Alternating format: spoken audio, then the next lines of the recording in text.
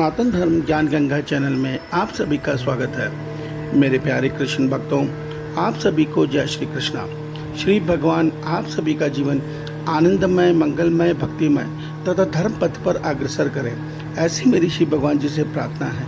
मेरे प्यारे कृष्ण भक्तों, सनातन धर्म ज्ञान गंगा चैनल के आज के वीडियो में हम लोग श्रीमद् भगवद गीता से अध्याय 5 के श्लोक 6 को भगवान श्री कृष्ण जी की कृपा से सरल रूप में समझने का प्रयास करते हैं। जय श्री कृष्णा। प्यारे कृष्ण भक्तों, श्रीमद् भगवद गीता के अध्याय 5 के श्लोक 6 में भगवान श्री कृष्ण जी अर्जुन को यह सत्य समझा रहे हैं कि परंतु हे अर्जुन, कर्मयोग के बिना संन्यास योग अर्थात ज्ञान योग में मन, इंद्रियों और शरीर द्वारा होने वाले संपूर्ण कर्मों में कर्तापन का त्याग प्राप्त होना बहुत कठिन है और भगवत स्वरूप को मनन करने वाला कर्मयोगी परब्रह्म परमात्मा को शीघ्र ही प्राप्त हो जाता है। मेरे प्यारे कृष्ण भक्तों, आइए हम इस श्लोक को सरल रूप में समझने का प्रयास करते हैं। जय श्री कृष्णा। मेरे प्यारे कृष्ण भक्तों, आज के अध्याय 5 के श्लोक 6 में भगवान श्री कृष्ण जी हमें यह सत्य बता रहे हैं कि हे अर्जुन, जब तक मनुष्य कर्मयोग की साधना को सिद्ध नहीं करेगा तो वो ज्ञान योग की अवस्था तक नहीं पहुंच सकता, अर्थात वो अवस्था जिसमें मनुष्य संसार से पूरी तरह विरक्त होकर परमात्मा में मन को स्थिर करे, उस अवस्था तक पहुंचना बहुत कठिन है। उसका भगवान कारण बता रहे हैं, क्योंकि देखिए, आप सीधा ज्ञान योग में लग गए, अर्थात आप एकांत में बैठ के ध्यान करने लग गए, मगर आपका मन तो प्रकृति के 3 गुणों के अधीन है, अर्थात उसके अंदर सत, रज, तम, इन तीनों में से किसी एक गुण का प्रभाव है। तो जब तक इन गुणों का प्रभाव है तो ये गुण कभी भी ईश्वर तक नहीं पहुँचने देते। क्यों? क्योंकि इनका एक ही लक्ष्य है, इनको ईश्वर तक पहुँचने की इजाज़त नहीं है। तो मनुष्य जब इन गुणों के अधीन होकर ध्यान अवस्था में कर्म करता है, अर्थात ध्यान योग करता है, तो मार्ग में भटक जाता है।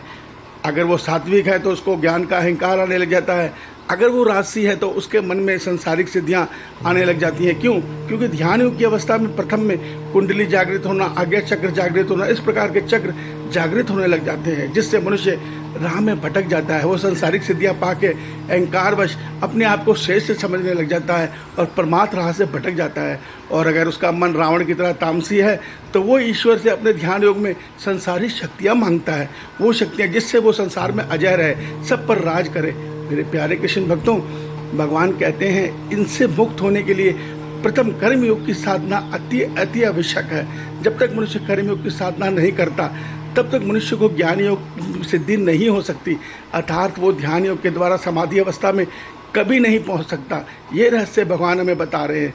कर्म योग की साधना मनुष्य को परमात्मा के 3 गुणों की माया जो है सत, रज, तम, इससे मुक्त करती है। देखिए, ये इस प्रकार होता है, जब मनुष्य निष्काम भाव में कर्म करना आरंभ करता है तो मनुष्य के मन में लोभ, स्वार्थ और पाप बढ़ाने वाले राजस और तामस गुण घटने लग जाते हैं और उनके मन में सात्विक गुण का प्रभाव बढ़ने लग जाता है, जिससे उसके मन में विवेक ज्ञान आना आरंभ हो जाता है और वो उससे निष्काम भक्ति, निष्काम कर्म करता हुआ आसानी से सात्विक गुण को भी पार कर जाता है। और जब वो तीनों गुणों से मुक्त होकर स्थित प्रज्ञ अवस्था में पहुंचता है तो यहाँ से परमात्मा की मंजिल बहुत पास होती है।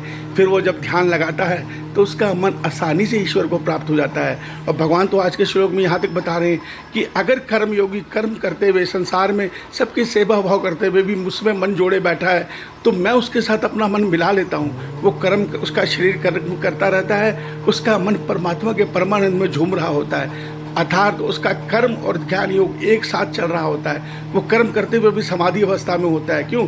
उसका मन अपने ईश्वर में स्थिर होता है। भगवान कह रहे हैं वो आसानी से ईश्वर को पाल लेता है। मेरे प्यारे कृष्ण भक्तों, इस रहस्य को समझिए। प्यारे कृष्ण भक्तों, भगवान श्री कृष्ण जी इस श्लोक के माध्यम से हमें ये गूढ़ ज्ञान दे रहे हैं कि आप कर्म योग के मार्ग से परमात्मा को पा सकते हैं, मगर बिना कर्म योग की सिद्धि के आप ज्ञान योग की अवस्था तक नहीं पहुँच सकते।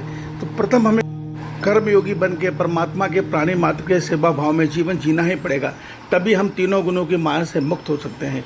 ईश्वर आप सबका कल्याण करे। आपका दिन शुभ हो। जय श्री कृष्णा।